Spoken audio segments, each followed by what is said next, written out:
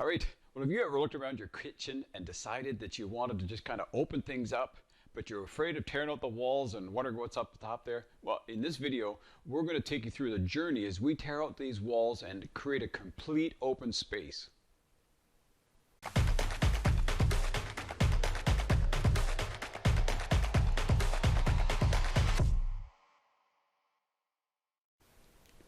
Well, look, back in the day, everything was small rooms. You know, up to about the 70s or 80s, a lot of the little bungalows and stuff that were built were all smaller rooms. So we're in a 1,000 square foot bungalow here. It's got 3 bedrooms, small kitchen, small eat-in kitchen, and the clients have just said we've had enough. So we're tearing out all the walls, we're taking out everything up here. So when we're done, we're just going to have a 1-bedroom ensuite with a powder room, laundry, and a large open eating space. And it sounds amazing, doesn't it? And it's something that you could do if you just with a little bit of design, a little bit of coaching along the way. So follow me on this journey as we show you how we take out these walls, the beams we put in place to support it, and so on. We're going to talk about all those different steps as we go. And we're going to take you on a little tour before we get started to show you what the place looks like now. I mean, you can see the kitchen, just a narrow little area. You can imagine having a table in here trying to, feed a family of 4 or 5. It gets a little bit crowded. So you're going to enjoy watching this video as we tear out these walls and just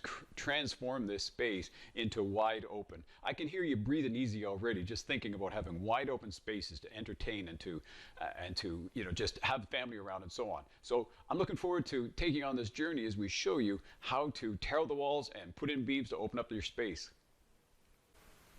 All right, so I just want to take you on a bit of a tour, just show you what this hallway, what the place looks like, what the upstairs looks like. I mean, I'm standing in the hallway of a bathroom and 3 bedrooms. Could you imagine?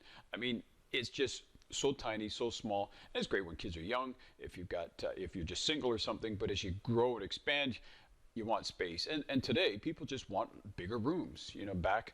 Having a 8-foot by 8-foot bedroom was adequate for a lot of years.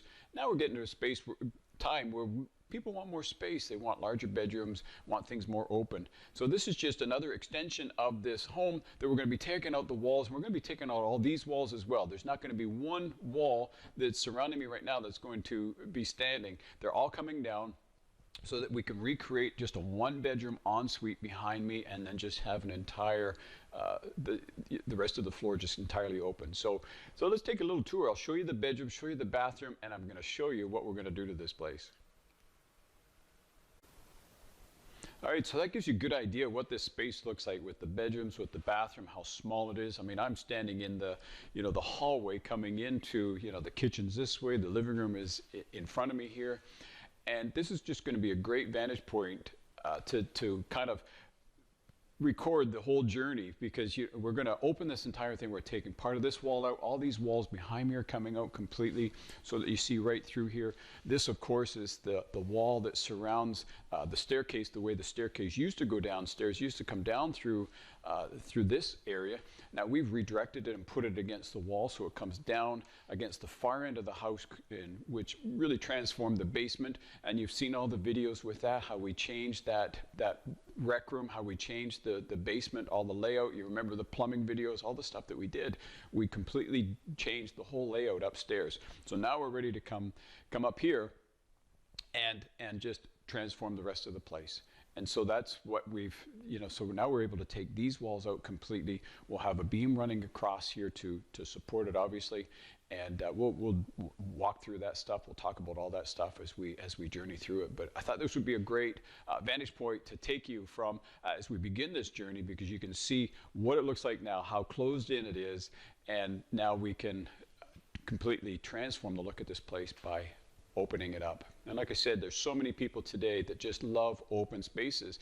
And I don't think you have to have a 3,000 or 4,000 square foot home to have that openness feeling. You can have it in a 1,000 square foot bungalow like this is. You can have some amazing open feeling, just a lot more space to move around in. We've got great windows in behind us and in front of us.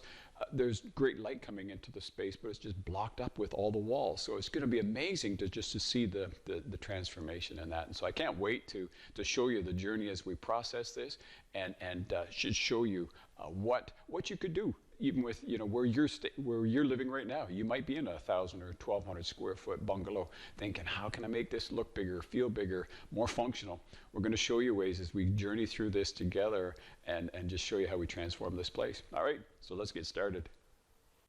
All right, so we've gone through the entire house. We just take off all the switch plates, take shelves off, take trim off, take the doors out, take cabinets out, anything out of the bathroom, anything out of the kitchen. We've done all that now, so we've gone all the way through. So now we're into the fun stuff. We get to start stripping the walls. So this house is built in the 60s, late 50s, early 60s, and that was kind of the end of the era of plaster.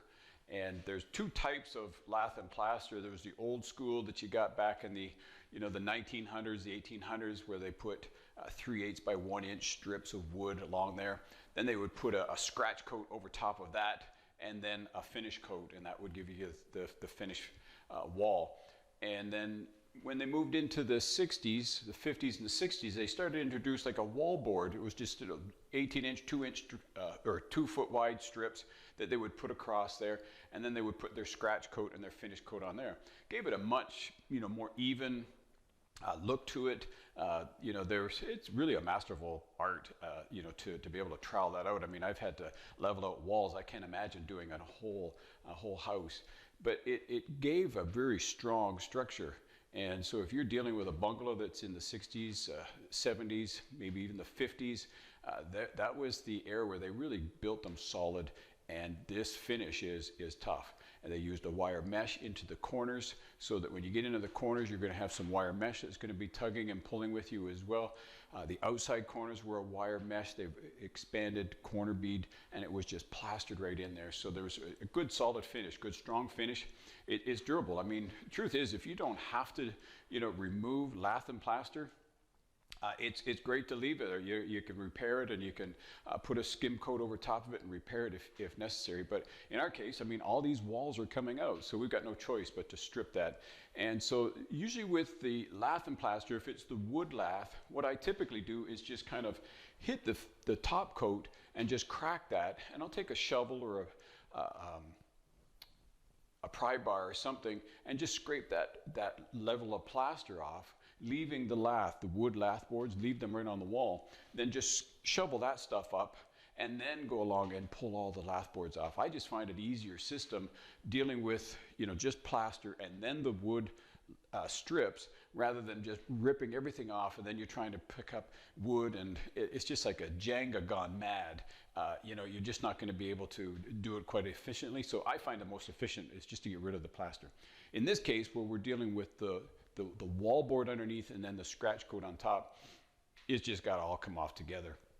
It's heavier, but you know, you can get chunks, you can get it broken down and bring it off. So that's usually what I do, is I'll strip one side of the wall, and then once that wall's off, then you can use the butt end of the hammer, your sledgehammer, and just knock the other side into the room and deal with it and just take it out piece by piece. So that's kind of the stage we're at right now. We're getting ready to just knock these walls down. So again, it's just a system, you know, coming up with a system that works best for you. That's what I've found works for me over the years, dealing with these, you know, the lath and plaster, the different types of lath and plaster.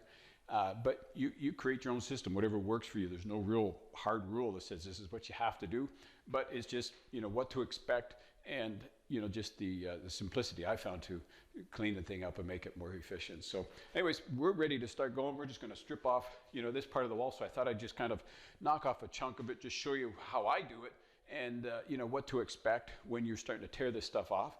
And then, you know, we're going to carry on and do the whole place.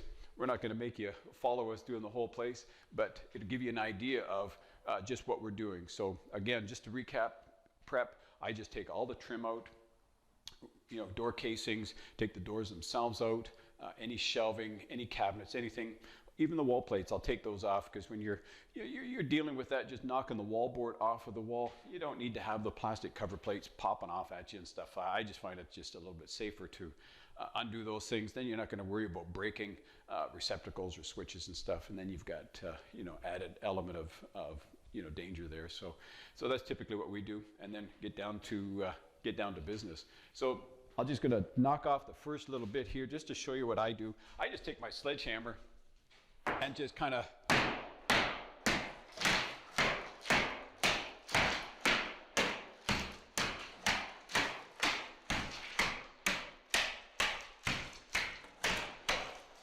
just go along and just kind of crack it all open like so, and then just get my pry bar inside, and then we can just start peeling off in chunks.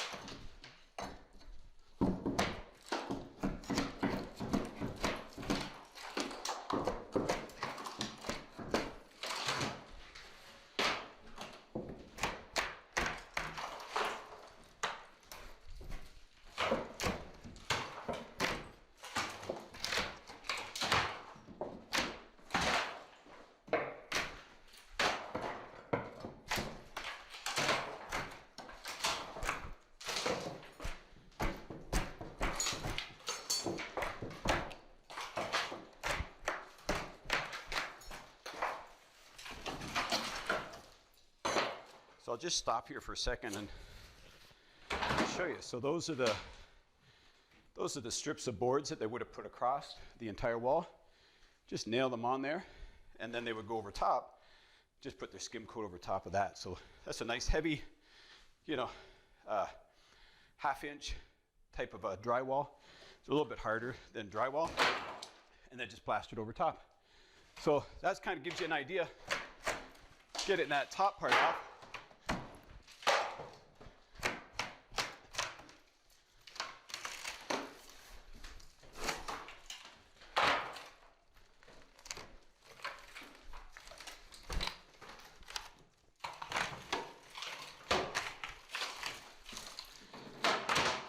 And then if you come in on the corner, you can see that's that expanded wire mesh that I was talking about, that they would put in the inside corners, up at your ceiling, outside corners, all the same thing.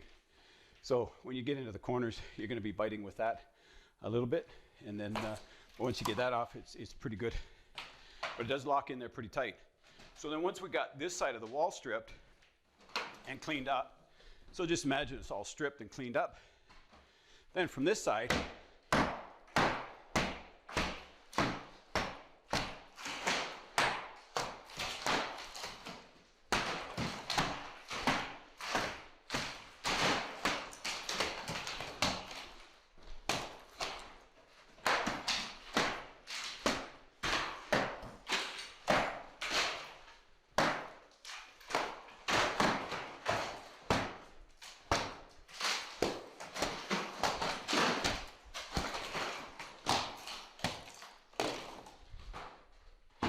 that's all there is to it.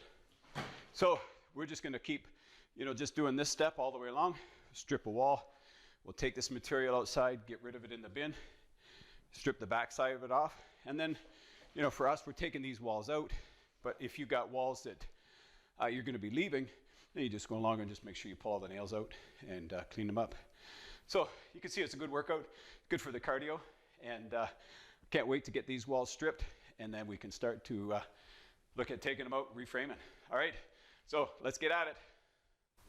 All right, and just like that, it's done. I mean, that's the beauty of videotaping and recording these things. It makes it look so effortless. But we've probably got about 8 or 10 hours between a couple of guys just stripping these walls, getting it out. We've gone through 2 bins, so we've got about 20 yards of material that went out of here. But you can already get a good feel for, what this space is going to be like. And so we're just going to take a quick walk around. I mean, first thing I want to point out is now we've opened this up. This was where the old staircase used to come in. You remember when we first started this, if you flash back to some of the other videos we did when we did the basement of this house, that staircase came down through here. And then we relocated all the mechanical into the corner here under the kitchen, and then put the stairs going the other way. So this is just going to be fantastic when it's done. We'll have a railing system around here. And this is the stairs going down now, and it's just going to open up this entire space. We're going to take a little bit of this wall out of here yet, but you already get a good idea of what's going to be happening up here. We've gone from 3 bedrooms, and we've taken it down, just completely opened this thing up. And so I'm going to be standing in this will be the future powder room. Then we're going to go into an ensuite. This will be master bedroom down at this end. And then the rest of it's just going to be open, eat-in kitchen with a great room. So it's really, I mean, you can see the transformation already. Just just the light coming through is just absolutely amazing, because they've got nice long windows. They're both 5 feet wide and 2.5, 3 feet tall. So there's lots of light coming in this. But again, just the way the houses were designed was small bedrooms. It just chopped it all up and just really kept the light contained. Now you can get a great feel for what it's going to be like. And what I want to show you is just over here into the kitchen. Just from this vantage point, you can really get a good idea of what's going to be happening here. We're in the master bedroom. We're going to take those windows out of the far end. We're going to put a patio door in there as well, so they've got a deck all along the back, and there'll be 2 patio doors going outside. But I just wanted to stop and just kind of give you an idea of what we're going to be doing in here. So now we've stripped all the walls out. You'll notice that these walls that were between the rooms, they're out because our ceiling joists are running this way. So the bearing wall is right here in the middle. So we've left that framing up, and here's the reason why. When we take this, we want to take these walls out completely, and we're going to have a beam going from the far end of the house up to where the bedroom wall is, and then from the bedroom into the far wall, we'll have another beam in there. So it's going to be span right complete. But when you take out a beam, you got to put up some temporary wall. You got to put some temporary shoring up on either side of where you want to put your beam in there, just to support the ceiling load and the roof load and everything that's above. If you're working with a 2-story home, then you've got 2 floors up above you, and you got to support that load. So what we did was we just left these walls in place because they're perfectly in line. The idea is to keep it about 2 feet. If this is where our beam is going to be going in, because this is our beam, post and beam down in the basement is right below me here. So we're going to take this out. So we want to be about 2 feet back on either side of it. So that gives you a nice 4-foot area to be able to work in and get your material in, start building your beam. In this case, we're going to do a recessed beam, so we've got to get up into the attic space, and we've got to cut those ceiling joists so that we can slip that right up inside a pocket. We're going to videotape that as well so you can see all that. But the idea was just leave these walls here because they're already adding some temporary shoring already. So we'll continue this up. The next step would be to put some temporary wall up in here so that this can be removed. And then we'll finish up in here in the kitchen. We'll just bring this down, and we'll leave this here because this goes right through the bedrooms, right down through the kitchen where the old staircase used to be. So this is just perfect for holding up the ceiling while we do all the work. So that was the reason why we left that. Once we get the temporary shoring in on both sides, then we can rip these things out of the middle. We'll rip all that material out, and then we can start to pocket up our beam. But we just wanted to stop just to pause. I mean, it really didn't take that much time. 1,000 square foot little bungalow here. It took 8-10 hours with 2 men ripping through this thing just to clean this thing up, getting ready to go. And now we can transform this place, and it's just going to be amazing when it's done. I love opening spaces. I can't remember the last kitchen we worked in where we didn't open up some walls and just put in some beams, because everybody today, again, just wants to be able to see what's going on. They want everybody connected, and this is just a great way to do it. So we're looking forward to the next step. Like I said, just getting up this temporary shoring so that we can start to prepare to put up the beam. We'll keep that videotape going as well, so you can check in on the progress on that. So be sure to, to check back on on this channel and just follow the progress on this, because you're going to love the transformation. I know it's going to give you some great ideas for your own space, and you may be considering it right now. You may be considering putting in a beam. And let me tell you, the first thing you got to do is you got to get an engineer in there. Get someone that knows what they're doing, what the structural loads are, what the capacities are. You want to get all that designed. Don't be just guessing and just saying, oh, well, I take this out, I can just stick this up there. You don't want to do that. You want to get someone in there that can design it for you properly.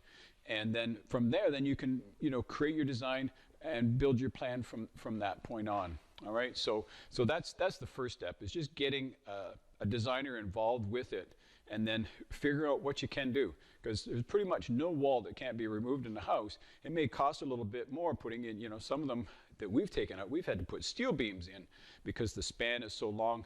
I remember one project we did, we had to kind of teed in together. It almost looked like a bridge, you know. There was just so much structurally going on in the place. But it worked, and it opened up the place tremendously. And this was an old two-story home with an attic. So it was, you know, there was a lot of load up above us. So there's almost no wall that can't come out. Just depends on your budget and what expense and just how, you know, badly you want this thing to open. These people that we're working with on this project, they just want to retire in this home. This is their forever home. So they just want to open and create the space exactly the way you want it. So I'm looking forward to continuing this journey with you to show you what we're doing with this thing. We just wanted to stop, pause, let you get an idea of what this place feels like already, just having things open, and then getting ready for that next stage to get that beam up there.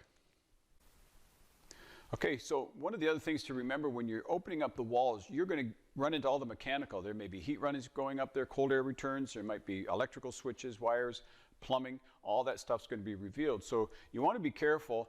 You don't want to be taking Sawzall through walls that you haven't isolated the electrical or made sure there isn't any mechanical of some sort running through there. So in this case, what we've done is we've just gone around and we've just taken out all the walls, we've opened everything up, we've left everything intact. So now we'll go back and we'll just isolate things, pull the wires out, terminate things that don't need to be there. And the same with plumbing. I mean, you can see them behind, you know, we got the stack from where the vent from where the vanity was. Over on this side, we've got the main stack where the toilet was.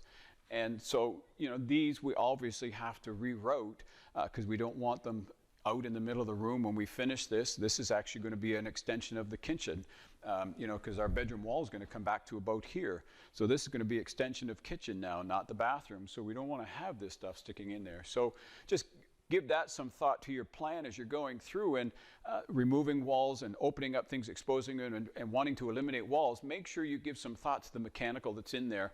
And in this case, all we did was we just take the walls down. That, you know, these are just the non-bearing walls that are just in the way right now. So we just take them out. We leave everything just kind of intact. That way we can trace circuits. We know what's what, and then we can isolate, take things off. You could do it the opposite. You could go through and just isolate and check everything beforehand, terminate everything that you want as you go.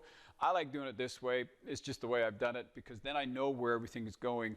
And then as we, you know, give some thought to future wiring, we know where circuits have been running and where things have been going, and we can just kind of trace and follow from there. So that's just another process. But another thing to keep in mind, just when you're opening up walls, because you're going to run into it. You know, there's stuff running up through the walls, whether it's electrical cables, cable for television, whether it's phone lines, whether it's, you know, stacks, vents, central air, it could be, or central vac, it could be anything running in there. So just give some thought to those things as you're opening up walls. Don't be going through them blind with a recip saw thinking, okay, this is good, I can just chop this out. Give some thought to what you're doing. Isolate things so that there's no power going to them, and give some thought to, you know, future, you know, especially in this case, you know, because we've got wires running up through the attic space here. We may want to use some of those circuits. We may want to carry some of those off to do something else. So if we just chop them off, you know, in the wall, or just chop them off randomly, then it may make it awkward to refeed and to bring things up. So just give some thought to how you're going to tie in your electrical, how you're going to tie in your plumbing and deal with all that stuff as you're going. That way you're not going to be backtracking, you're not going to be kind of spinning circles and having to reinvent things. There's nothing worse than trying to bring up a brand new feed line, you know, if you're just, say, on a third floor where you're trying to open things up. It can be quite frustrating trying to get a line up there. So give some thought to those things and make sure you deal with them appropriately. All right, talk to you soon.